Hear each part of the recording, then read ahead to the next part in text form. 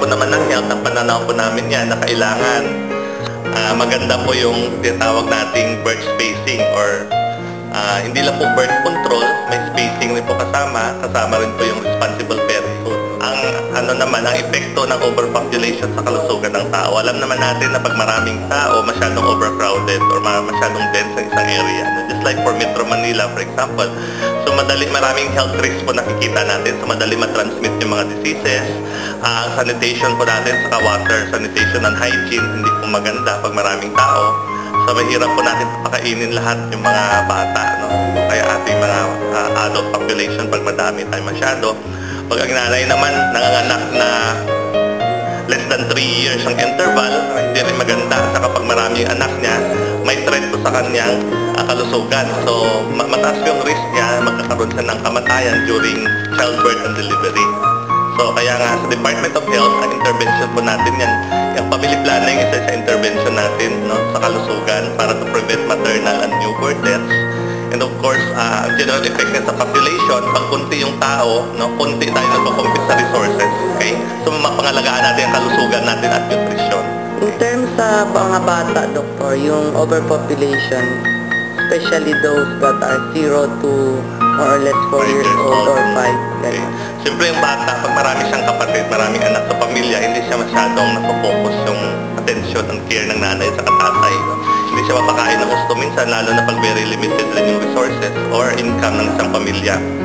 So, iba pa rin talaga yung konti yung bata. Kasi sabi ko nga, hindi nagko-compete ka sa resources in terms of food, education, no? And other recreation or other for that matter. Kasi kailangan mo rin yung recreation na sa pamilya. Na kailangan yung pera for you to have a good recreation. Ang populasyon ng Pilipinas, palagi ko compare tayo sa ibang Asian countries, mas mabilis yung rapid yung growth natin sa populasyon.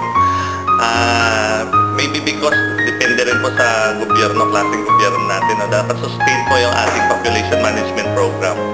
Okay? Ng mga, sa palagi yung time ng before na ni President Marcos, for example, na maganda rin population management program nila noon. No? Kaso lang parang hindi siya na-sustain after martial law. At saka ngayon, although binabalik po natin yung mga strategiya na yan, na para alam po na lahat ng tao.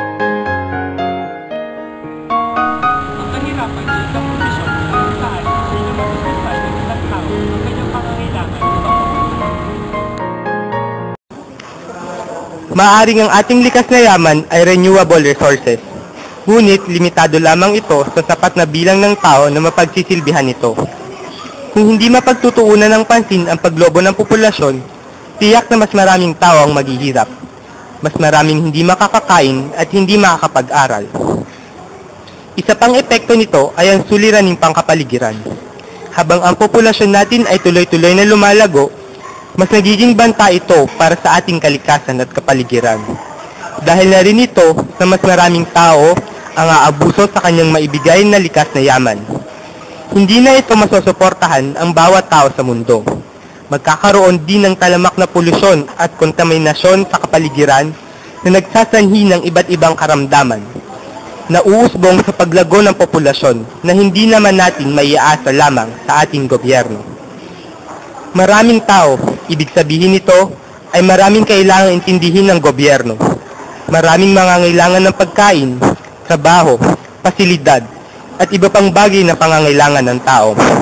Mahihirapan ng gobyerno na maibigay lahat ito. Oo, may mga likas na yaman ng Pilipinas. Pero kung marami ang gagamit o kukonsumo dito na tao, mauubos at magkukulang din ito. Pero, kung maliit lamang ang populasyon ng bansa, magiging sapat ang likas na yaman nito at matutugunan din ng gobyerno ang lahat ng pangangailangan ng tao.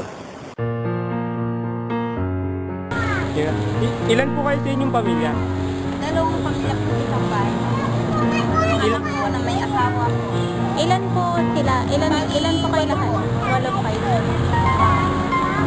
Ano po yung hanap buhay nila po para ito lang po, nagtitinda po kami ng merienda. Nakakakuha ng natutuwid naman po ba ang araw-araw ng pagkain? Nakakaraos din po sa pang-araw-araw. Ano po masasabi niyo sa action ng gobyerno ngayon tungkol po sa paglaki ng populasyon po natin. Sana po pababain naman ang mga piliin na mga presyo pa po na matataas. Baba naman.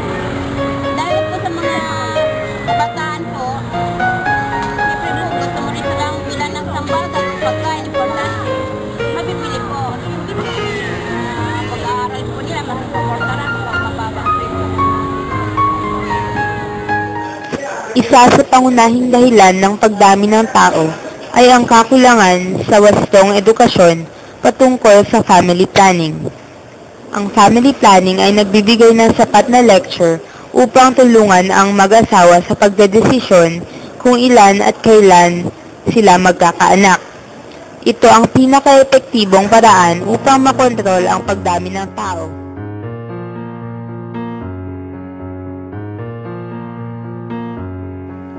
Base sa pag-aaral ng UN Population Division, na pagtantong ang family planning ay responsable sa higit kumulang na 55% sa total fertility rates sa developing countries.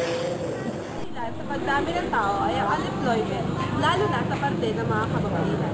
Ang patuloy na pagdami ng unemployment rate sa isang bansa dahilan sa kawalan ng tamang trabaho base sa pinag-aralan ng mga ito ay pinangangambahan ng gobyerno.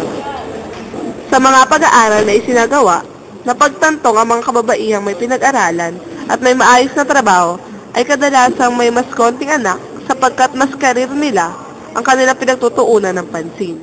Sino pang magdadamayan, kundi tayo rin.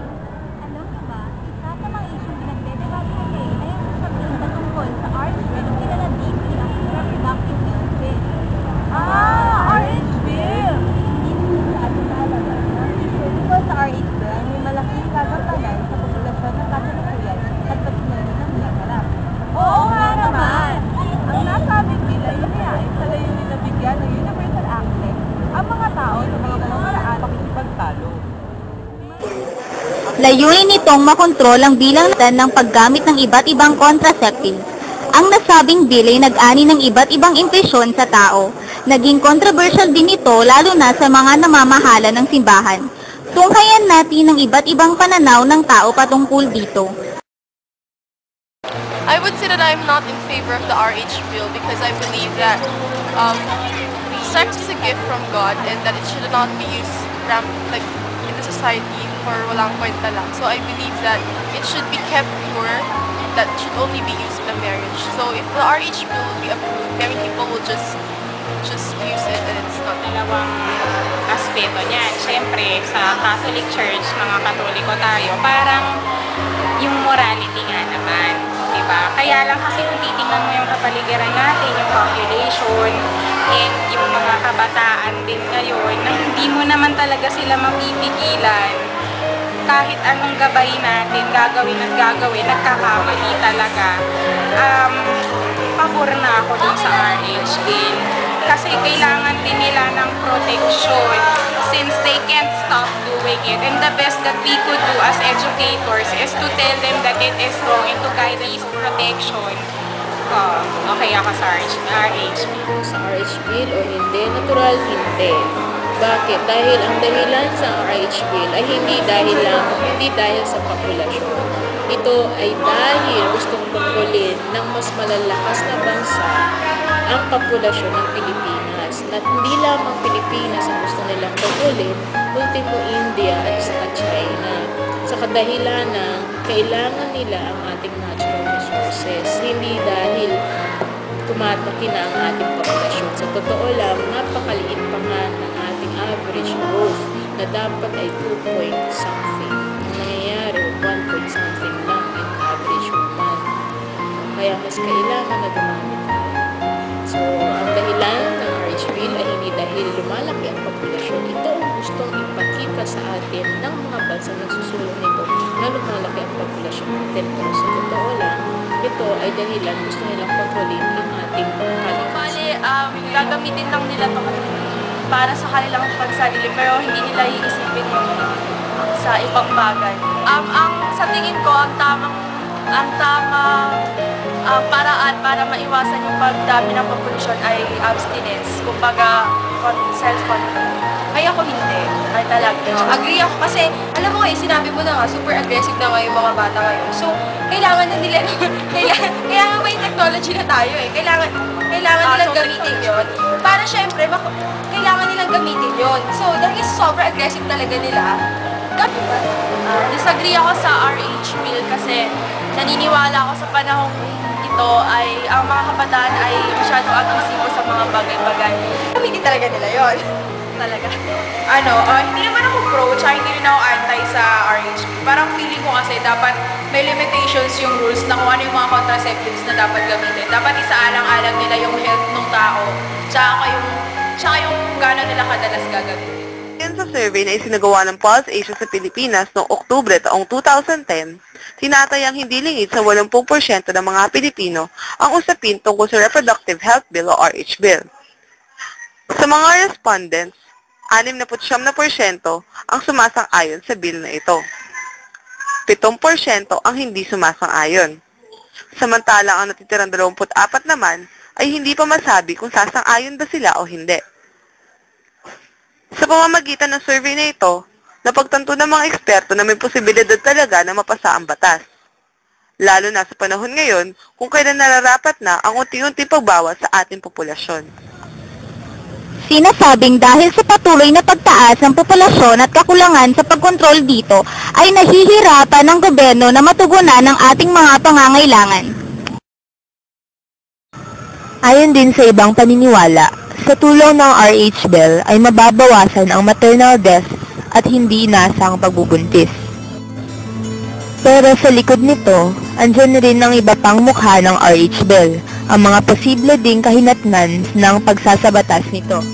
Isa sa mga pinaniniwalaan ng karamihan ay ang pagsasabatas ng RH Bill ay susundan din ng pagsasabatas ng abortion dahil nga sa may karapatan ng mga tao na mag-family plan. Ayon nga kay US Secretary of State Hillary Clinton, ang bill ay kinapapalooban ng paggamit ng contraceptives at family planning at kaalaman ukol sa legal at ligtas na abortion. Naniniwala din ng ilan na ang paggamit ng mga contraceptives ay maaaring magdulot ng maraming epekto at nang ang mabilis na access sa mga ito ay hihikayat sa mga kabataan at out-of-marriage couples na makipagtalik pa rin.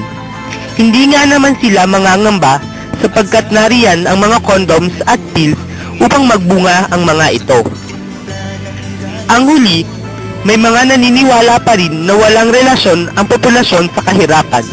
Kaya naman, maaring di pa man masolusyonan ito kahit na makontrol ang populasyon.